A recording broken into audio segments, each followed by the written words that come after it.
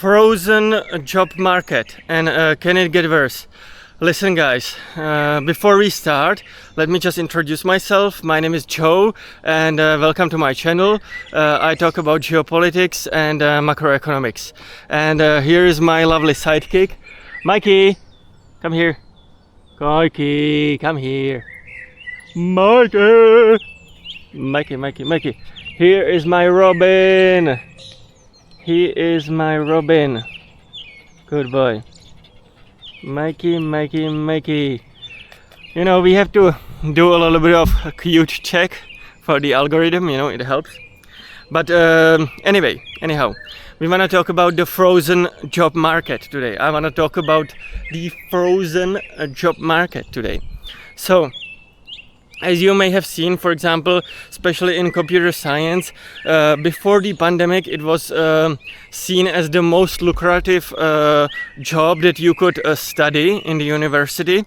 But after the pandemic, this became a meme that, you will almost immediately become unemployed. That is because during the pandemic, we shut down and we forgot how to grow, basically, how to grow the economy. And instead of a lot of the Silicon Valley giants, instead of registering more growth, they necessarily didn't register more growth in revenue, but they basically satisfied the investors, they satisfied the Wall Street by cutting jobs in the industry. I would love to give you my personal example. I was trying to run ads for the business, for the t-shirts and sweatshirts for the hoodies that I sell, and I was trying to run ads on Google. And a few years back, I was able to reach support very easily, customer support. But today, there is basically no one on the line. There was one intern that was handling all of it, and he just sent me an email. So we can see that a lot of jobs have been cut, and it wasn't basically the excuse during the pandemic was that they were cutting jobs due to the DEI hiring, due to the woke so-called hiring. But it is obviously nonsense. They were cutting jobs in order to satisfy the investors and the Wall Street. And they were cutting very broadly a lot of jobs.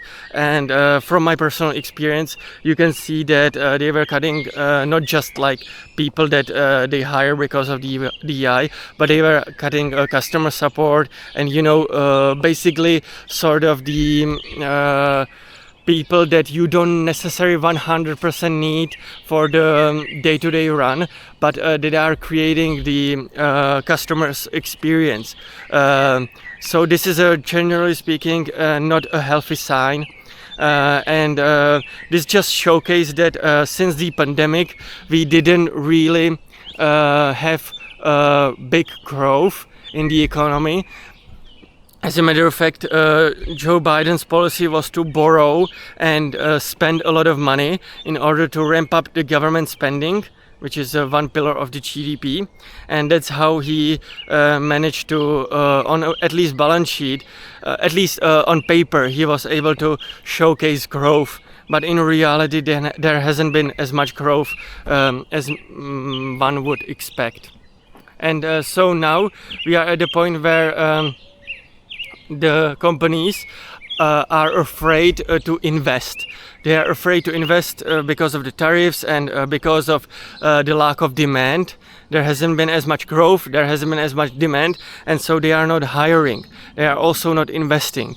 And this is a bad sign for the economy, because GDP, the second pillar, is corporate spending, and so this is a very bad sign for the economy.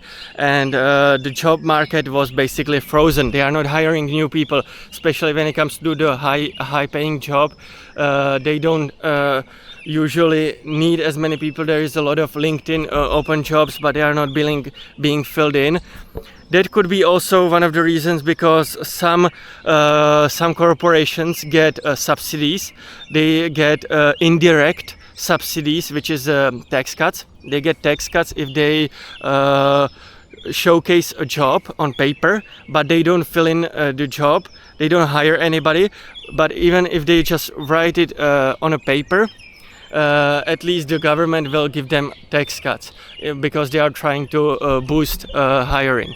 But obviously, since no one is being hired, it's not good for the economy, and the subsidies are being basically wasted. Back to the original point of this video. I'm sorry guys, I always go on a little bit of a rant. I always go a little bit all over the place. But is it going to get worse? Is the frozen job market going to get worse? Well, you know what it is. Well, the consumer is already expecting this. There has been a lot of polls showing that the consumer is already preparing for another possible job cuts, and you know, it's not looking particularly great. Quickly wanna mention in this part of the video, I really want to mention this is important, so please pay attention. There is not only frozen job market in United States, but there is, for example, frozen job market in China.